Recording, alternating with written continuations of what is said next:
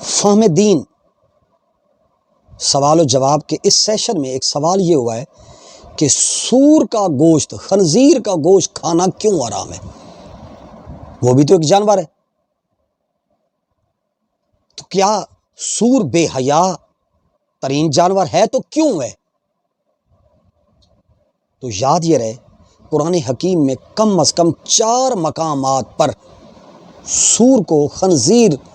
کہا گیا ہے، اور خنزیر کا گوشت کھانے کی ممانعت قرآن حکیم کے 4 مقامات پر آئی ہے۔ وَلَحْمَ الْخِنْزِيرِ کہ قرآن حکیم کے ساتھ بائبل میں بھی سور کھانے کی ممانعت موجود ہے۔ سور کا گوشت کے استعمال میں سائنسی حوالے سے، میڈیکلی حوالے سے بھی اس کے اندر کئی بیماریاں بندوں کو لاحق ہوتی ہیں۔ سائنس نے اپنے تجربے ریسرچ کے بعد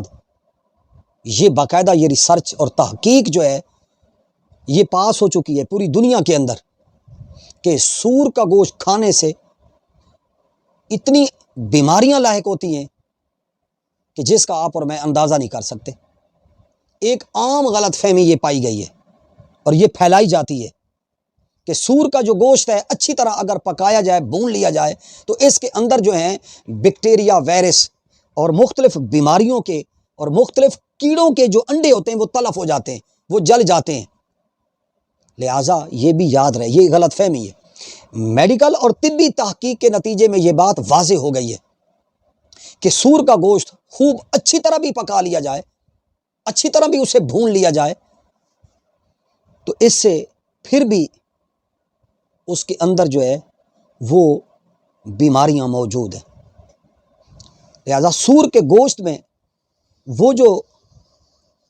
کیڑوں کے انڈے ہیں وہ کھانے پکانے کے عمومی درجہ حرارت پر بھی وہ نہیں مرتے، وہ اتنا پختہ انڈے ہوتے ہیں کہ اس کو جتنا بھی بھون لیا جائے، کیونکہ سور کے گوشت سے پیٹ میں خطرناک قسم کے کیڑے پیدا ہو جاتے ہیں اور وہ خون کی گردش میں شامل ہو جاتے ہیں، اور وہ خون کی گردش میں شامل ہو کر وہ جسم کے مختلف حصوں میں پہنچ جاتے ہیں، دماغ تک پہنچ جاتے ہیں، اور جب دماغ میں پہنچ جاتے ہیں تو انسان کی یادداشت کو شدید ترین نقصان پہنچاتے ہیں۔ بندہ نسیان کا مریض ہو جاتا ہے، اس کو کوئی چیز یاد نہیں رہتی۔ لہذا قوت یادداشت کو خنزیر کا گوشت سخت ترین نقصان پہنچاتا ہے۔ اگر دل میں کیڑوں کے یعنی یہ جو خنزیر کے گوشت کے کھانے کے نتیجے میں جو کیڑے پیدا ہوتے ہیں، انڈے پیدا ہوتے ہیں، کیڑے پیدا ہوتے ہیں، وہ اگر دل میں پہنچ جائیں تو دل کے دورے کا یہ سبب بن جاتا ہے یہ گوشت۔ سور کے گوشت میں چربی کا مادہ اتنا ہوتا ہے کہ یہ خنزیر کا جو گوشت ہے وہ عضلات کو، پٹھوں کو نشو و نما دینے میں یہ کردار ادا نہیں کرتا، یہ چربی سے بھرپور ہوتا ہے، اور یہ چربی خون کی نالیوں میں جمع ہو جاتی ہے، اور آخر کار خنزیر کا گوشت کھانے والوں کے اندر شدید تناؤ، ہائپر ٹینشن اور دل کے دورے کی کثرت ہو جاتی ہے۔ لہذا سور کا گوشت کھانے والے افراد میں ٹینشن کا مرض، ڈپریشن، ہائپر ٹینشن اتنی ہو جاتی ہے کہ جس کا آپ اندازہ نہیں کر سکتے۔ آپ اس کا اعداد و شمار پر باقاعدہ موجود ہے، اس کی شرح موجود ہے کہ اس گوشت کے کھانے والے کتنی شرح فیصد ان کی ہے کہ جو اس مرض میں مبتلا ہو جاتے ہیں۔ لہذا سور دنیا کے غلیظ ترین جانوروں میں سے ہے، جتنے بھی جانور ہیں ان سب میں بے حیا اور غلیظ ترین، نجس ترین، ناپاک ترین، گندہ ترین جانور ہے۔ یہ اپنی بھی گندگی کھاتا ہے، اپنی بھی غلاظت کھاتا ہے، اپنا بھی فضلہ کھاتا ہے، اور وہ جو دیہاتوں میں جہاں لیٹرین اور واش روم نہیں ہوتے وہاں کی گندگی کو یہی سور صاف کر دیتا ہے۔ لہٰذا اب یہاں سوال کیا جاتا ہے، وہ لوگ سوال کرتے ہیں، وہ کہتے ہیں کہ بعض لوگ یہ کہتے ہیں کہ آسٹریلیا جیسے ممالک میں سوروں کی نسل جو ہے خیزی پر، اور وہاں ان کے فارم بنے ہوئے ہیں، اور ان کی جو نشو و نما نہایت صاف ستھرے اور صحت افزا ماحول میں ہوتی ہے، لہٰذا بڑے پرکشش فارم ان کے موجود ہیں، تو لہٰذا وہاں تو ان کے لیے اس طرح کی کوئی صورت نہیں ہے کہ وہ غلاظت کھائیں، انسانوں کی غلاظت کھائیں یا دیگر جانوروں کی غلاظت کھائیں، وہاں تو صاف ستھرا ماحول ہے۔ تو لہٰذا اب وہ پالتو جانوروں کی طرح ان کو پالا جاتا ہے، وہ جنگلی تو ہے نہیں، جنگلی کھانے تو حرام ہے، لہٰذا اگر وہ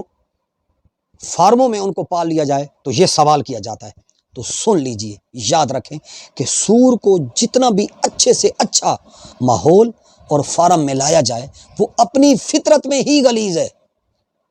وہ اپنی جبلت میں، اپنی تخلیق میں ہی گندا ہے۔ انہیں اپنی اور اپنے ساتھ کہ جو دوسرے جانوروں کی غلاظت کھانے میں مزہ آتا ہے، اسے کسی اور غذا میں مزہ نہیں آتا۔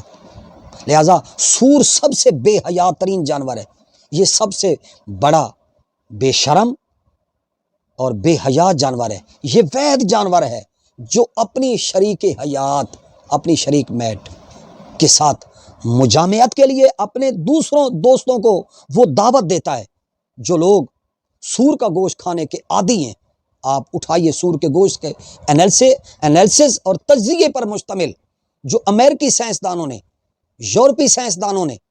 جو تحقیق کی ہے، انہوں نے کہا ہے کہ جو لوگ سور کا گوشت کھانے کے عادی ہوتے ہیں، ان کی زندگیوں کا مطالعہ اگر کیا جائے تو ان کے اندر بھی خنزیر والی بے حیائی، بے شرمی جو ہے ان کے اندر بھی آ جاتی ہے۔ لہٰذا سور کھانے والی جو اقوام ہیں وہ بھی رقص و سرور اور شراب و کباب کی محفلیں سجانے کے بعد اپنی بیویاں ایک دوسرے کے پاس سلا دیتے ہیں، کہتے ہیں کہ تم میری بیوی کے ساتھ سو جاؤ اور میں تمہاری بیوی کے ساتھ سو جاتا ہوں۔ یعنی یہ سور کا گوشت کھانے سے انسان بھی وہی برتاؤ کرنے لگتا ہے کہ جو سور کے اندر، یہ سور وید جانور ہے جو اتنا بے حیا ہے، لہذا اس کی حرمت اور ممانعت بے وجہ نہیں ہے۔ اسلام نے اس کو بے وجہ، بے مقصد،